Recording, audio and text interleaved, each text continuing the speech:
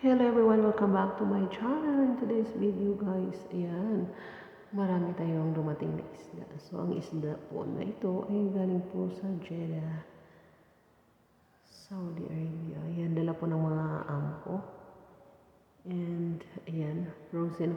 Kaya nahirapan kami na tanggalin siya dyan sa lalagayan niya kasi pinapatanggal siya ng amo ko at ibabalot namin isa-isa. So, yun na nga. Gumamit na kami ng malaking kutsilyo para matanggal. So, ngayon, pinahirapan mo kami. Isda ka ha. Pero mamaya, lagot ka sa amin. Naku, uulamin ka namin. So, ayan guys. Lugit pa rin ang lugit.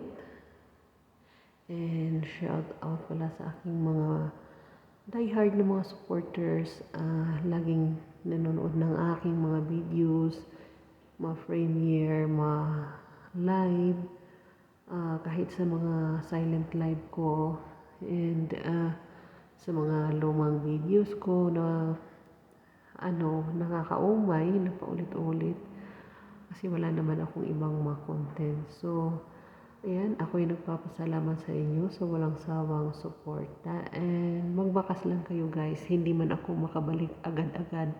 Pero asahan nyo, babalik at babalik ako. So yun, no? So maraming salamat sa inyong lahat. At lalong-lalo na sa mga nanonood. Ayan, kasalukuyang nanonood sa ngayon. So ayan na, hindi pa rin natanggal yung isda kasi grabe. Nagyelo talaga siya. So,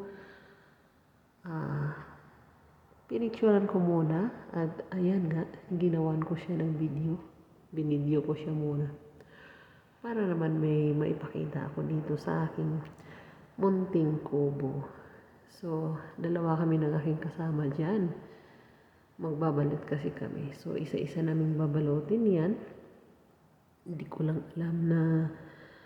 lang alam kung ano ang pangalan ng isda na yan. So, ayan na nga. Sa wakas, nakakuha din kami. And, ayun na nga. Sa sinasabi ko na kanina, nalagot kang isda ka. Uulamin at uulamin ka namin. So, ayan na. Kumukulo na siya. So, malapit na tayong makakain. Dagdagan pa natin. Ayan, damihan na natin para naman sulit ang busog. So, ayan guys.